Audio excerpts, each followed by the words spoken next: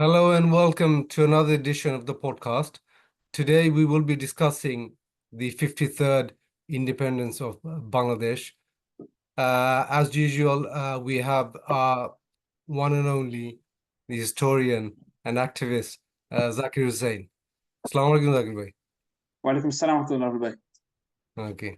So, as you know, recently there was a change of government in Bangladesh on the 5th of August.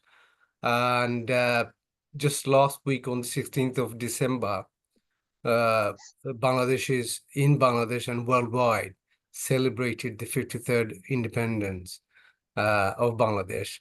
But there are different narratives in neighboring countries such as India.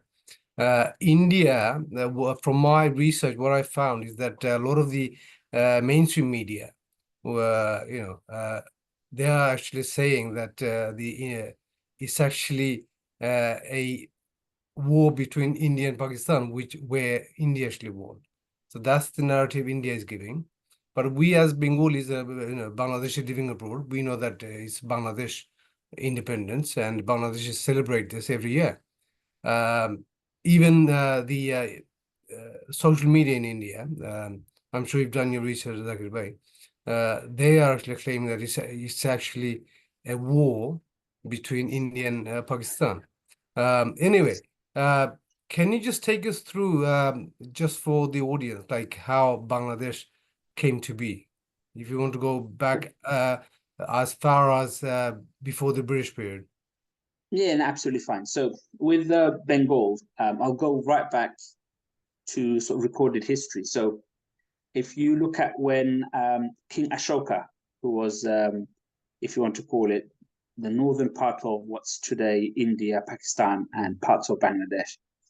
So during that time and slightly before, there was a kingdom called the Gangarida Kingdom. Now, this Gangarida Kingdom actually was in Bangladesh, all of Bangladesh, parts of Calcutta. Now, this was a very powerful empire, so much so that the Greeks, so I'll give the reference as well, so anyone listening can check this out. His name is Diodorus Siculus, yeah? He wrote a book on history, on Greek history or the travels of Alexander the Great. So in his history book, he mentions that when Alexander the Great came to Bangladesh, he wasn't, or what was known as Bengal or Gangaridai back then. He was advised by his advisors that do not cross the Ganges. Reason why you shouldn't cross the Ganges is on the other side of the Ganges lies an empire who has never been defeated. And this was Alexander the Great, which was Europe's pride and joy. Yeah. So this is one of the first known writings about the area called Bangladesh. If we move on swiftly to just before the British Empire, sorry, the British Empire came, or the British Raj, what you would see is it was known as Bengal Suba. Yeah. So under the governorship of, if you want to call it, the Mughal Empire, around 1576 is when King Akbar managed to sort of conquer and subdue parts of Bangladesh. So Bangladesh, other than probably parts of Sylhet, most of the other parts of Bangladesh were under the Mughal. Now, during that time, Bangladesh and what was known as Bengal at the time, Bangladesh, Orisha, Bihar, Calcutta, Mizoram, all of those areas. Yeah. They were known, especially Dhaka, was known as the place in the world which had the highest per capita.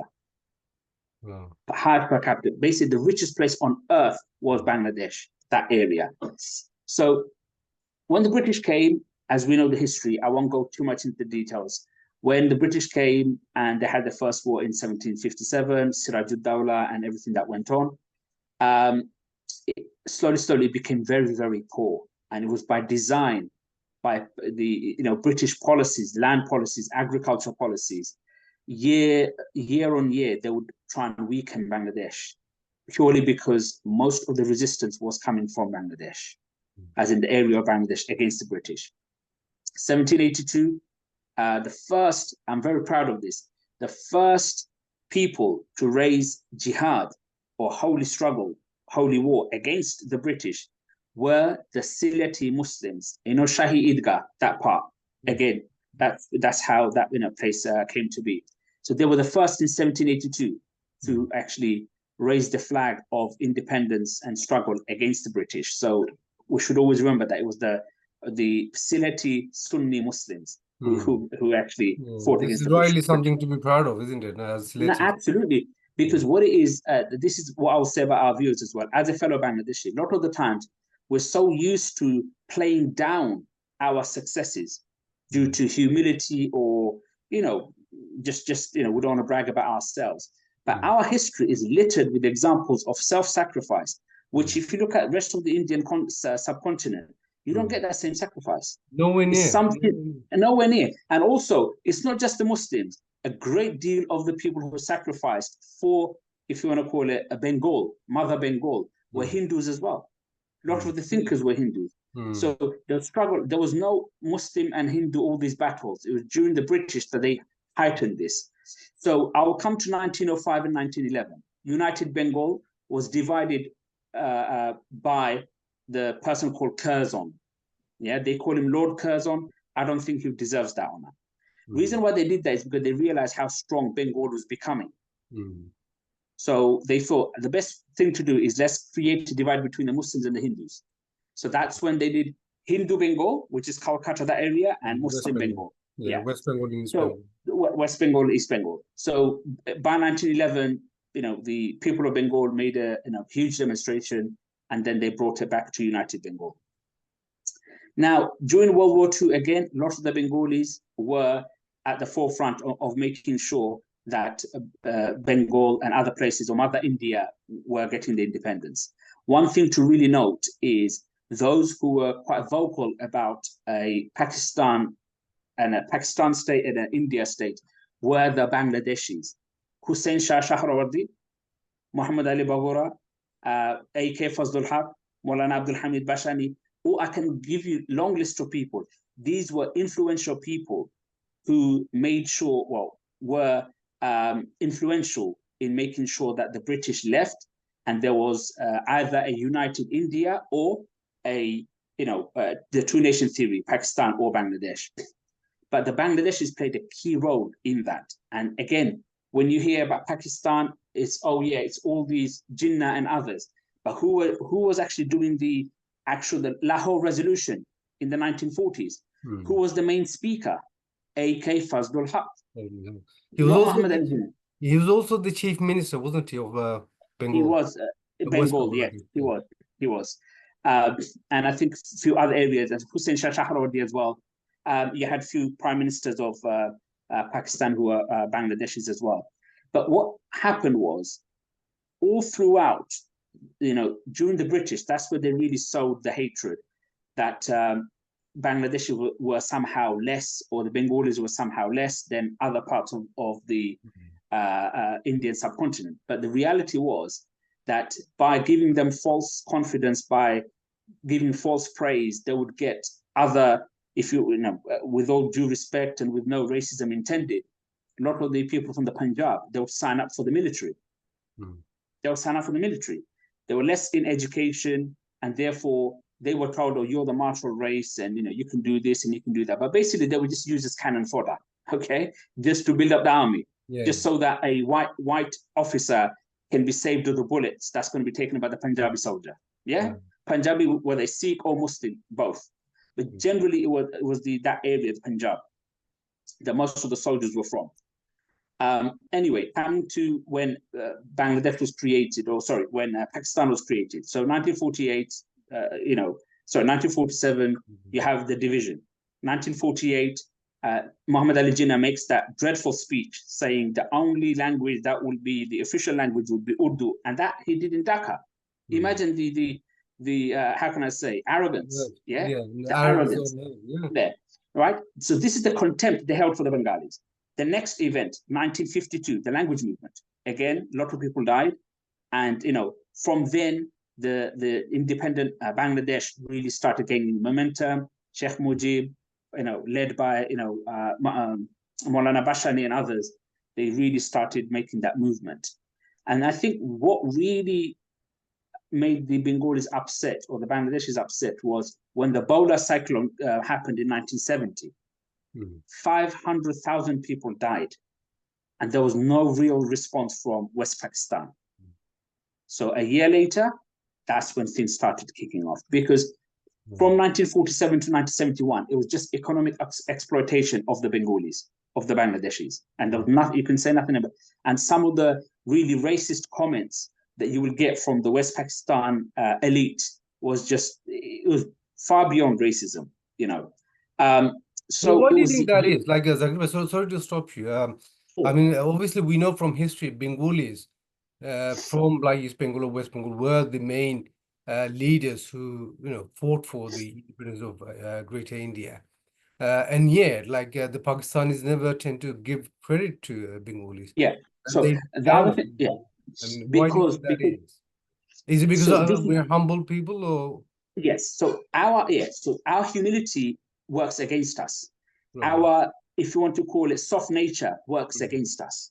So no, what is certain people? So again, there's no racism intended here. Certain ethnicities, they see kindness as weakness. right, okay. I'm not naming any one particular. It's not just one. There are quite a few ethnicities. If you look at their history, soon as they see humility, yeah, they Mm, see that as weakness. Number one. Number two, the British, and it's in their writing, they said if anyone is going to give you problems, it's the Bengalis. yeah, So what they did is strategically they started saying, oh, they're not a martial race because they can't fight and they can't do this, they can't do that. The really funny part is that who led the war against the British and independence for India, so much so that he went to Hitler to do a deal. He went to the Japanese to do Subhash Chandra Bose. So exactly. what they realized is Bengalis, and this is known in India, Bengalis are known for their intelligence. In And they intelligence. know that intelligence is what wins the war, not just body strength. Mm, You can be the strongest man in the world, and someone from afar can kill you with an arrow or a mm, bullet.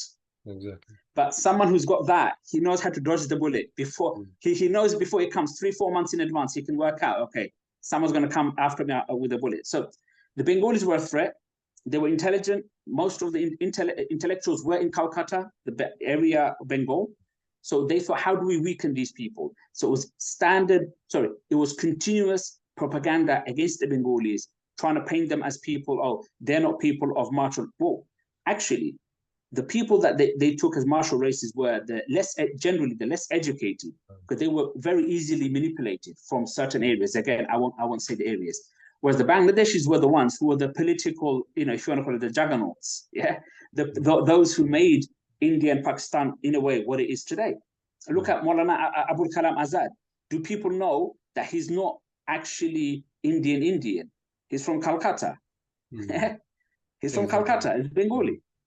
His mother was Arab from Mecca. His yeah. father was Bengali from Calcutta. Oh, Yeah, wow. Maulana Abul Kalam Azad. But Right. they would not tell you that. This is the Yeah. thing. Yeah. They will not tell you that.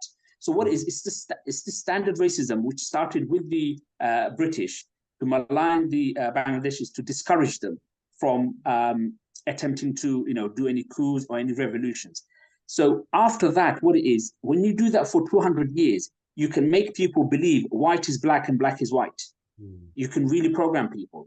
So that's where the Pakistanis generally started looking down on the Bangladeshis as if, oh, they can't do this or they can't do that. And again, a lot of Pakistanis, they don't even know that why the 1971 war happened. Economic exploitation and mm, standard racism mm. for many, many years, especially those 24 years before the independence war.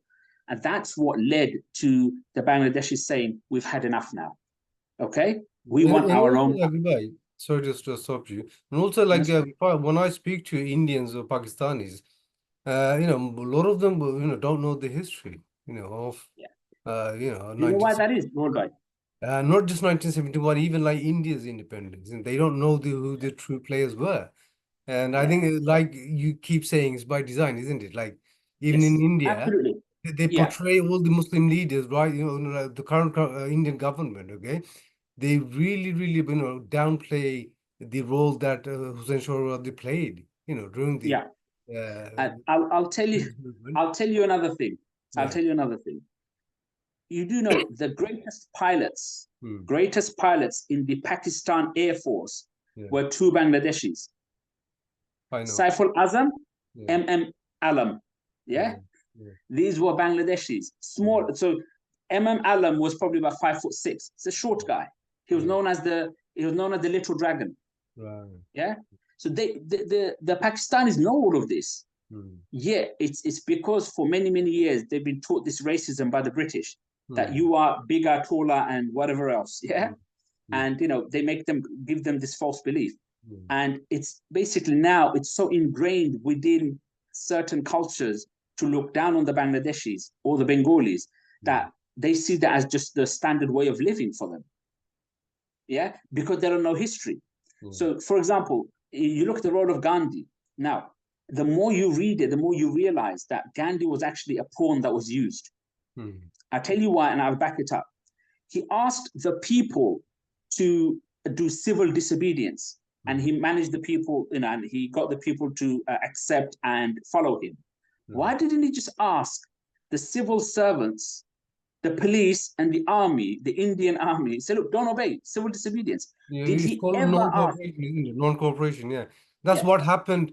That's what happened in Bangladesh during the recent overthrow of the government, okay? The opposition parties, the students mainly, the guys who really led the movement into the government, okay? That's what they did. They asked people not to, go to public offices, not to send money from abroad. They've asked, expats not to send money. So that really worked. He shook the government literally within a matter of a few weeks, So he could have done that. Gandhi, He could have done but that. Gandhi never did that. No. Look, with Gandhi, the British administration managed to hold on to India a lot longer than if Gandhi wasn't there. Right. So Gandhi was a very useful tool for them.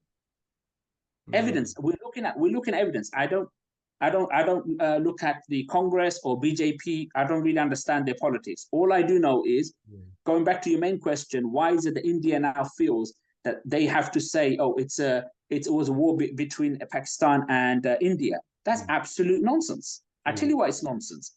When did the Indians come in? December the 3rd. Did they forget that the war started in March? So were they sleeping for those 8 months? Were they sleeping?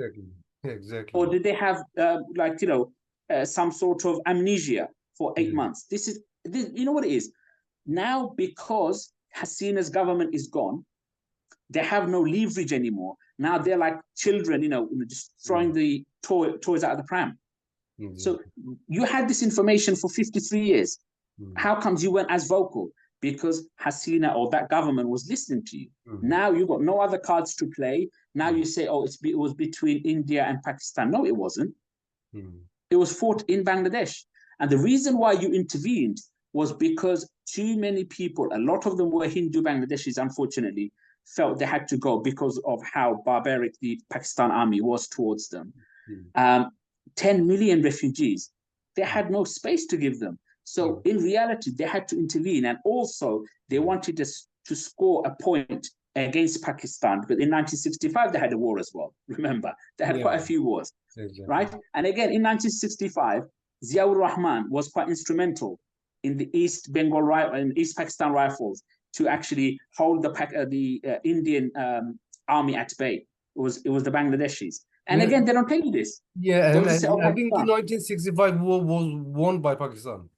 Yeah, because the Bangladeshis played a crucial role. Yeah, they played a crucial role. So what it is, we have to speak louder as Bangladeshis. We have to say, actually, Subhash Chandra Bose, a Bengali, we're not going to go into Hindu and Muslims. We're not going to do that anymore. Okay? We are Bangladeshis. Okay? We don't want any, how can I say, communal or sectarian politics. No. Bangladeshis, Hindus and Muslims, Christians and Buddhists, they all fought during 1971 to liberate Bangladesh. So every single person who is a Bangladeshi citizen, regardless of religion, has the same right to Bangladesh. Now, going back to your point about India, they're doing that because they've lost control. Pakistan, unfortunately, is their arrogance that they cannot give any credit to Bangladesh, even though the most decorated pilots are Bangladeshi. They're Bangladeshi. So it takes a Even though like really, Bangladesh has such a rich history, Sheikh Hamza used to absolutely, say 500 years ago, it's documented. yeah, You know, Bangladesh was the richest nation on yeah. earth. They- Yeah. and not only You that, know, like, when the British went, Bengal was the richest state of why India. did they go Calcutta? Exactly. British will only go where it's profitable. Yeah. Why didn't they go and put their base in Pakistan if it was that Exactly. if it was Yeah. if it was that profitable? Exactly. Yeah. They didn't. Uh, let's just go through the events, Zakir Bhai. Okay. Obviously, how the independence came about from Pakistan. So we've covered the part from India to Pakistan. And now, in 1970, there was elections in Yes. both Okay. Pakistan and West Pakistan. Yeah. Yeah. And Awami League, the party of Sheikh Hasina and Bangabandhu Sheikh Mujibur Rahman, they won overwhelmingly. Yeah.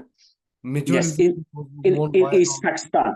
In East Pakistan, out of 169 seats, they won 167. That is some say dominance. 68 anyway. Uh, Okay. But yeah, Apparently, the only opposition leader was Shunjit Sen Gupta from Dirai, Sunamganj. I don't know if you know yeah, him. He was the only I opposition do. leader. Yeah. So basically, and so Awami League won the elections, and the army, decided otherwise. They said, no, we will not let Bengalis rule Pakistan. And Yes. they started the crackdown, didn't they? So that's Yeah. when, on the 7th of March, 1970, uh, no, 1971, sorry, Bangabandhu Sheikh Mujibur Rahman made that famous speech, 7th of Yeah. March speech, where he actually, asked every Bengali to start fighting for liberation, basically. You know, uh, Absolutely.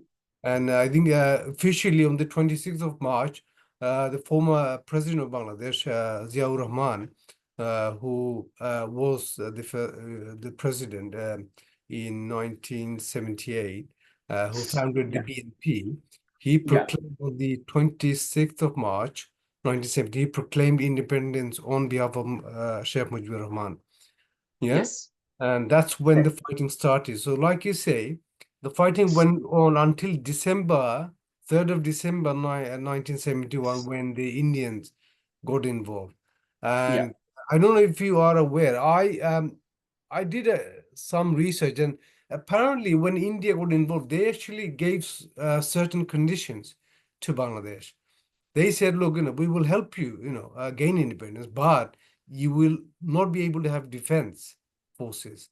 You will not be able to have like foreign policy. You know, they gave apparently like 9 demands, which Bangladesh, I think, somehow accepted because Bangladesh was in a dire situation and it needed to become independent. And then once we um, got the victory on the 16th of December 1971. Uh, at that time, obviously, Bangabandhu Sheikh Mujibur Rahman, he was in jail, wasn't he, in Pakistan? Yeah. Yeah.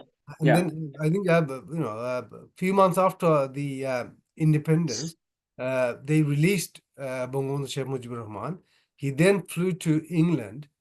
Um, and then from England, he then went to India. Uh, and from India, what I came across, please, if anybody's watching, if I am wrong, if you have any comments, please do comment. That's what I found out that when he was in India, he actually told the Prime Minister of India at the time, Indira Gandhi, that look, this is a sovereign nation. I cannot, Yeah. have a nation without a defense. I will have to have my own defense. And please, withdraw your forces uh, ASAP, as soon as possible. And he also managed to sort of, waive all the conditions that India gave at the time. I don't know how true that is, but I heard, Mm, I found that out recently, basically. okay. So as a result, India was forced to actually, take their troops back from Bangladesh, because the troops were still there even after independence. Yeah. Yeah. And then obviously he came back to Bangladesh from India and formed the new government. Yeah. So that's Yeah, from 1972 to 1975 when we had the Army League government. And then obviously during the uh, tenure of the first Army League government, there was a big famine in Bangladesh. Millions of people died. yeah. America, 74. yeah, 1974. yeah, no, 1974, yeah. Millions of people died. America was supposed to send aid, and then they decided not to, like halfway through. Um, and then we had so like the economy was in free fall basically. And then in 1975, Bangabandhu Sheikh Mujibur Rahman was assassinated by army officers. Um, and also another key thing to remember is like I think by the end of 74, um, he Bangabandhu Sheikh Mujibur Rahman, he actually banned all political parties. I did hear, yes, Yeah, I did he hear only about that. had one party, which was his Yeah, party, like Bangladesh Krishak Shramik League. In short, they call Bakshal. Yeah, and yeah, as a result, from my research, a lot of his comrades, like General Osmani from Sylhet, like Dr. Kamal, like Hussein Shahid Shurwadi, like Maulana Bashani, they all actually parted ways from him because of the policies he enacted yes, in 1974. Um, and then obviously we had a period of like Ziaur Rahman's rule. He was the founder of BNP from 78 to 1981, and then he was assassinated. assassinated. And then after a while, General Ershad of the Jatiya Party ruled from I think 1982 to 1990. Uh, Yeah, and then in 1991, sorry, in yeah, 1991, he was BNP. ousted uh, by a lot of demonstrations against his government. And then subsequently, we had elections, and then BNP came to power in 1991, and Khaleda Zia became the prime minister. Yeah. Yeah, Uh, and then in 1996, uh, Army League came to, yeah, yeah. And then in 2001, BNP came to power again with Khaleda Zia heading the government as prime minister. And then in 2006, just before the elections, the army took over. We had emergency government then, yeah, yeah, led by General Moinuddin and Fakhruddin of Bangladesh. They ruled for 2 years from 2007 to 2009 when we had uh, elections, and then our league won in 2009.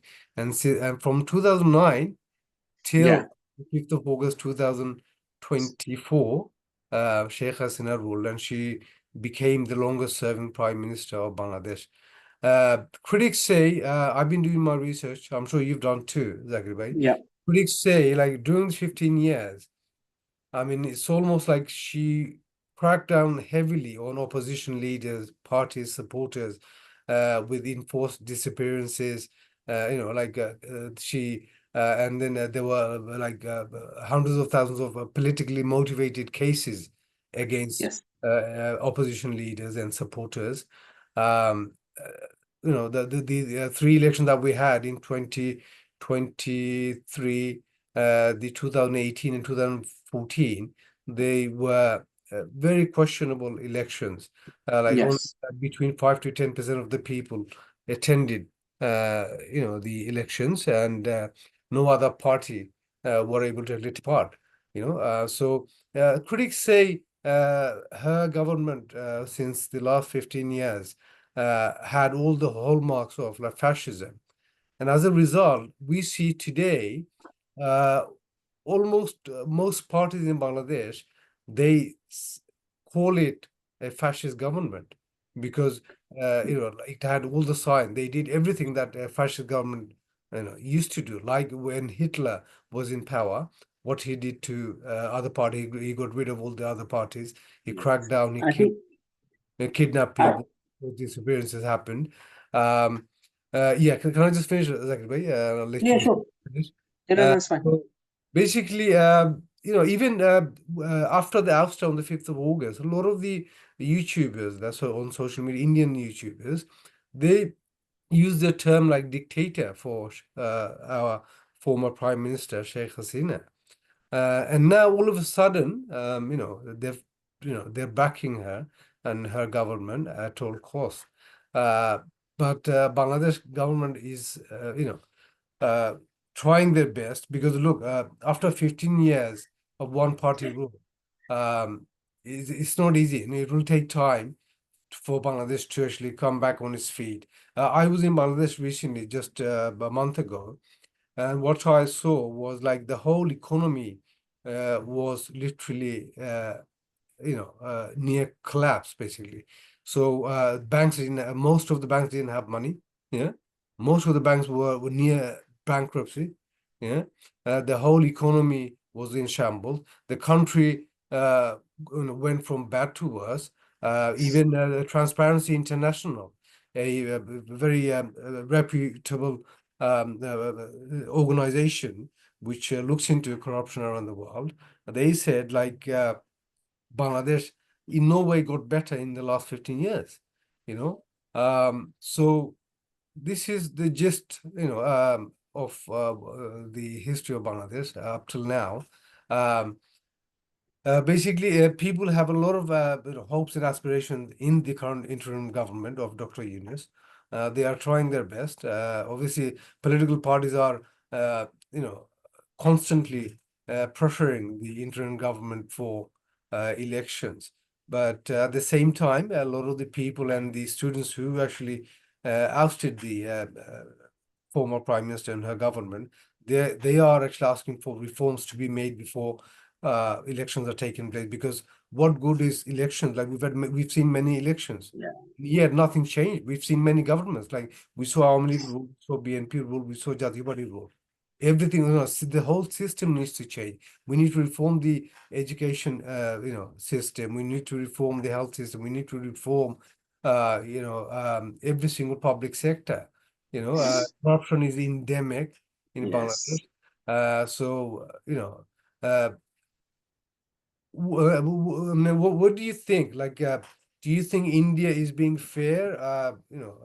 Look, Bangladesh has just, been through a mini revolution. Yeah. It will take time. Dr. Yunus is a very well-known figure around the world, very respected economist. He's a Nobel laureate as well. One thing he said in his recent speech is that, never in the history of Bangladesh that we had 27 European ambassadors going to Bangladesh and meeting the head of Yeah. state. That happened just literally a few days ago. And also, he did state that he promised that before he leaves, he will leave Bangladesh uh, in a stable economic position. That's something very big if you think about it, like very serious. For Yeah. someone to say that and to make a difference within a very short space of time, it's very very welcome. Yeah. Things like, but like we've talked about Bangladesh in the past, like if we had a leader like Mahathir Mohamad, if we had a leader like the founder of Singapore, I can't remember the name, or even Yeah. Thaksin Shinawatra, the leader of Thailand. These were really Yeah. patriot leaders. They turned their countries around literally within 5, 7 years. Absolutely. Let's look at Like some of look, the African countries. Aওয়ামী League, to be fair, Aওয়ামী League was the party who, Aওয়ামী League and Bangabandhu Sheikh Mujibur Rahman, they gave leadership. They gave, under their leadership, we gained independence. Yeah. Sheikh Hasina had 15 years. She could have done better. She could have like developed the country and won people's hearts. And yet she fell. I Almost think, like she took the whole country to its knees. Many yeah, of her like aides, many of her like MPs, ministers, businessmen who were acquainted with Awami League became billionaires. You know? yeah. So absolutely, I think what you said there. So a few things I was going to say is I wouldn't say that it was a fascist government. Rather, it was a dictatorial government. It was an oppressive government. It was a despotic government. That I do agree. Also, Sheikh Hasina could have done a lot more for the country. She got too comfortable in her seat and then decided to, tackle her political, opponents rather than. So it almost became a case of that chair only belonged to her and her family. And the other thing I was going to say as well is, us Bangladeshis or people of the subcontinent, we need to come out of hero worship. The country does not belong to two families. Bangladesh is a country of 170 million people. How can we just say it's either BNP or Awami League? We need to come out of this. Exactly. You can't have either or. This is not politics. You need to have able people. So as you said, Dr. Yunus needs more time. India saying that she was a dictator before and now changing their tune. Within India, unfortunately, they're not as good as the European countries when it comes to covering their tracks. Okay, they say what they want. They get emotionally hyped up. So if you're saying now that the war was between India and Pakistan, don't then later on say that Bangladeshi should be grateful to you because you got them independence. If it was a war between you and Pakistan, so we were just a collateral damage. We have nothing to be grateful for. Exactly. So you can't have both ways. If you think about it, you can't have both ways. So with India, I just see it like this. India wants a weak Bangladesh so it can be exploited. This is exactly what America does. America, if you look at it, America and Canada, more or less the same. They're both white countries or ruled by Europeans, but everyone else around it is always having some sort of coup somewhere. Look at the Latin countries. Look at Mexico. All the Latin countries, you have Guatemala. Any able leader comes in, they do a coup.